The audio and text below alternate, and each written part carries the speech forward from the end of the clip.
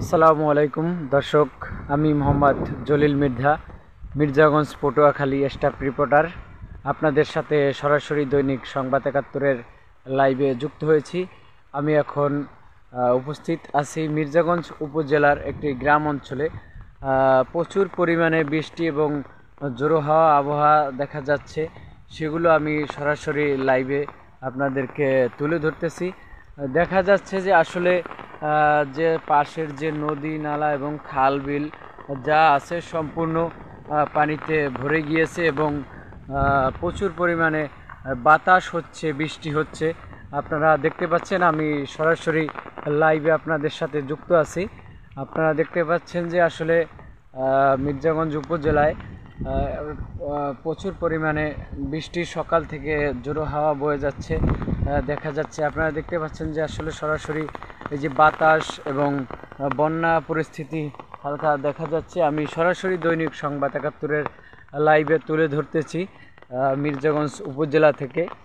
আপনাদেরকে একটু দেখানোর চেষ্টা করব যে আসলে পাশের যে আমি এখন একটি গ্রাম অঞ্চলে উপস্থিত আছি, গ্রামের দৃশ্যগুলো আপনাদেরকে দেখানোর চেষ্টা করতেছি। আসলে যে ছোট ছোট যে আমাদের বরিশালের অঞ্চলে খাল বলা হয় বা বিল বলা হয়, এসব যে অঞ্চল আপনারা দেখতে পাচ্ছেন যে প্রচুর পরিমাণে পানি জমে গিয়েছে এবং সব কিছু ভরে গিয়েছে। যে আশপাশ অঞ্চলের যে মানুষ, তারা খুবই সংকটের ভিতরে আছে এবং তেমনভাবে রাস্তাঘাটে তারা নামছে না। আজকে সকাল থেকেই প্রচুর পরিমাণে বৃষ্টি হচ্ছে এবং বাতাস, জোড়ো হাওয়া বয়ে যাচ্ছে।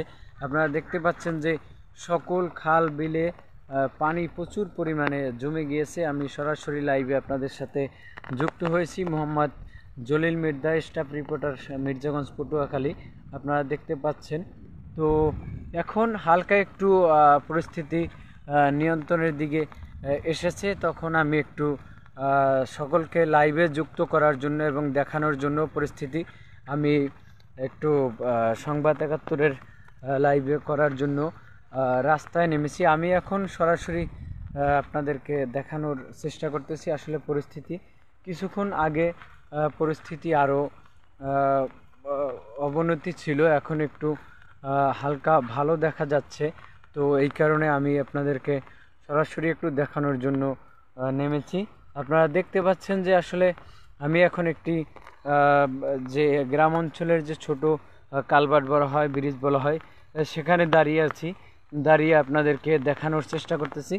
আমি এখন এখানে একটি মাটির রাস্তা আছে, সেই রাস্তায় নেমেছি। দুই আশেপাশ আপনাদেরকে দেখানোর চেষ্টা করব। দেখেন যে আসলে আমি আবার একটু ব্যাগে গিয়ে আপনাদেরকে দেখানোর চেষ্টা করতেছি।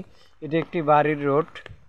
আপনারা দেখতে পাচ্ছেন যে দুই সাইডে প্রচুর পরিমাণে পানি জমে গিয়েছে, প্রচুর বৃষ্টি হচ্ছে সকাল থেকেই এবং বাতাস বয়ে যাচ্ছে। আপনারা সরাসরি দেখতে পাচ্ছেন। তো সকলেই যারা মির্জাগঞ্জ উপজেলার বিভিন্ন গ্রাম অঞ্চলে আছেন, তারা সতর্কভাবে থাকবেন এবং সবাই বেশি অবনতি দেখলে আশ্রয় কেন্দ্রে বা আশ্রয়স্থলে যে যেখানে আছেন তারা একটু যাওয়ার চেষ্টা করবেন।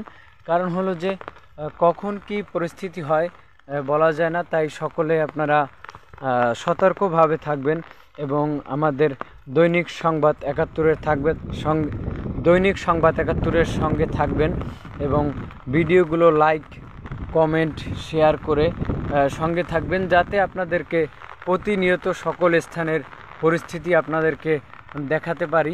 আবার আমরা দেখতে পাচ্ছি যে আসলে বাতাস, বৃষ্টি শুরু হয়ে যাচ্ছে।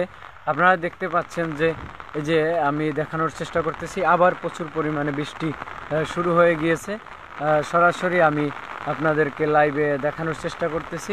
আপনারা লাইভটির সঙ্গেই থাকুন এবং বেশি বেশি করে লাইক, কমেন্ট, শেয়ার করবেন, যাতে আপনাদের মাঝে প্রতিনিয়ত আমরা সংবাদ ৭১-এর সকল পরিস্থিতি আপনাদের মাঝে তুলে ধরতে পারি। ধন্যবাদ সকলকে যারা আমাদের লাইভটির সাথে যুক্ত আছেন এবং লাইভটি দেখতেছেন।